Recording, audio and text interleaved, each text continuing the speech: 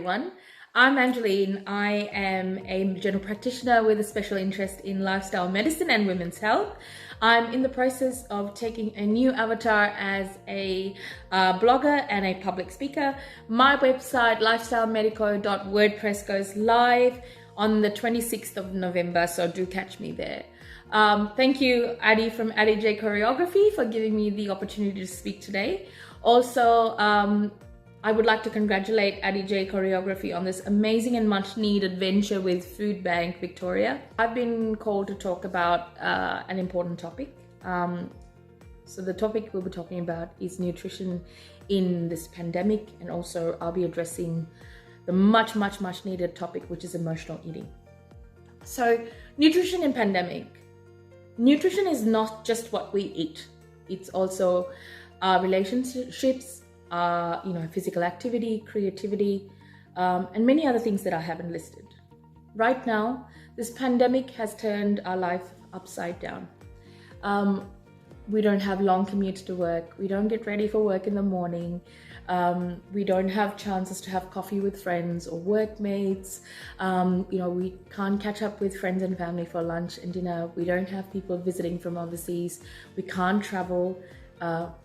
It's a very surreal type of lifestyle that we're living at the moment. And it's very normal for us to be, caught off guard. This is a situation that our human minds have not anticipated and been trained to kind of cope with. It pretty much feels like the apocalypse, doesn't it? So we're all, stuck at home, working from home, not being able to see our colleagues. It's a crazy time. So what happens in return is that we kind of act out in different ways to cope with these emotional stresses. One of the most important things that we've all probably seen, we've all probably experienced, and we're going, hey, you're talking about what I'm going through as well, is emotional eating. So first, I'd like to talk about how you can avoid emotional eating, and then we'll talk about how you can identify emotional eating and differentiate between physical hunger and emotional eating, and then we can talk about things to kind of combat the problem if you're already in that vicious cycle of emotional eating. The most important thing is a well-crafted grocery list.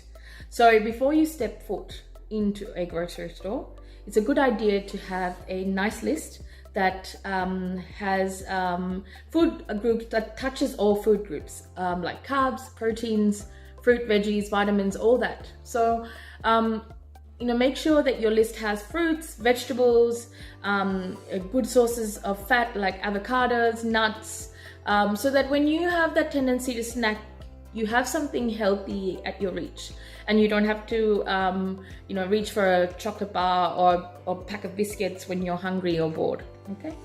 Another thing is that there are certain blessings in disguise during this crazy time, right? And one of them is the opportunity to kind of return to the most important meal of the day, which is breakfast.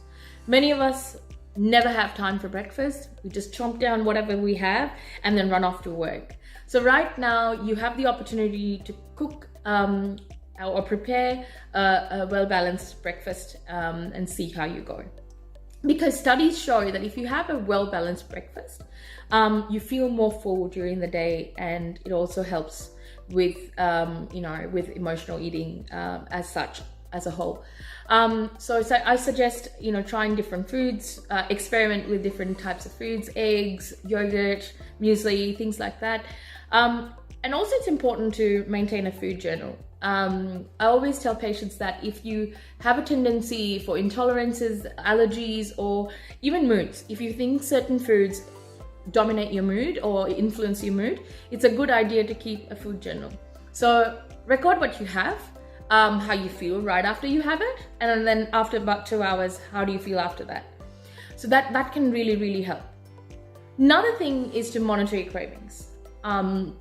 First thing is food mood connection. When you crave a certain food, like a chocolate bar or biscuits or chips, how do you feel? Just sit take some time to think how you feel. Are you feeling frustrated? Are you feeling emotional? Are you depressed? Are you anxious about something? Or are you actually hungry? Because if you are actually hungry, there are a few things that you would notice. One, the hunger would build up over time. It doesn't just hit you suddenly. If hunger hits you suddenly, it's most probably emotional, or it's just hunger out of boredom.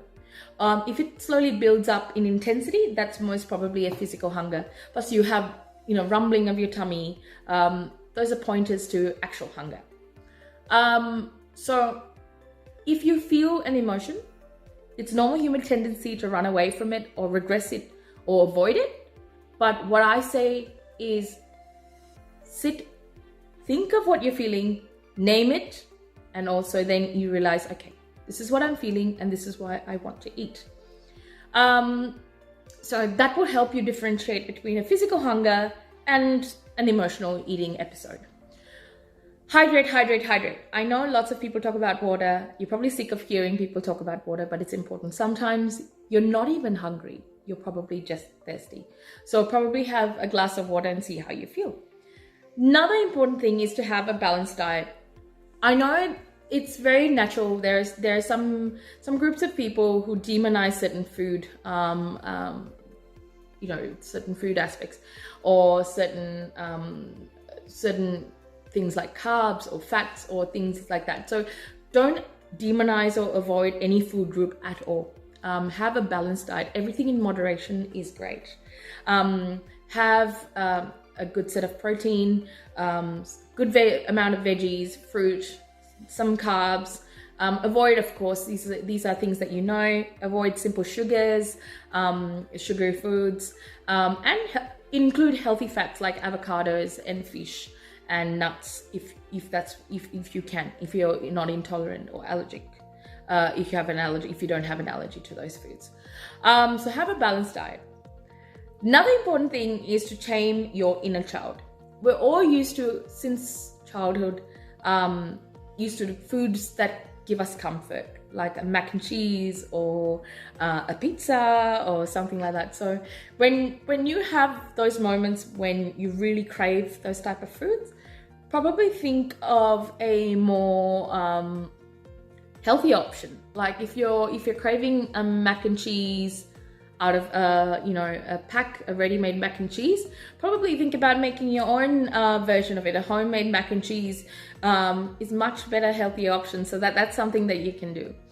Also, see what seasons can influence your cravings.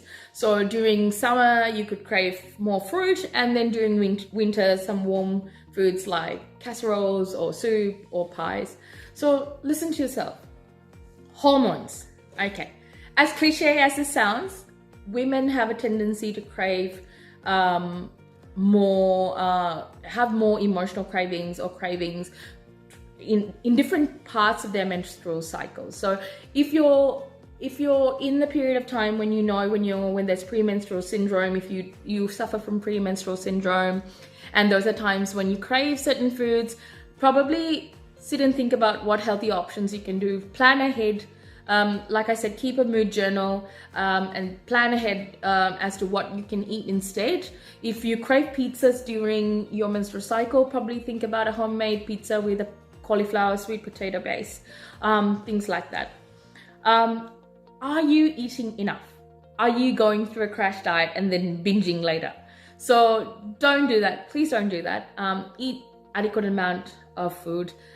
You can count calories if you want. If you're trying to lose weight or you're trying to get healthy, you can count calories, but make sure you're not going into too much of a deficit.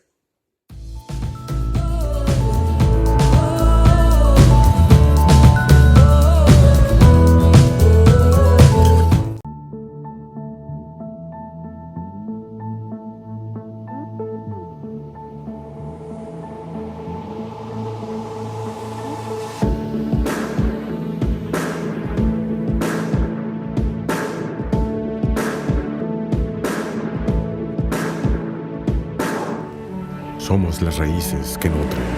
每一位粮食英雄都发挥着重要作用。 Nous devons nourrir le monde. È giunto il momento di risollevarsi. Together, we can make a difference. To lives and communities everywhere. Нам нужна устойчивая природоустройственная система. لأن مصيرنا واحد.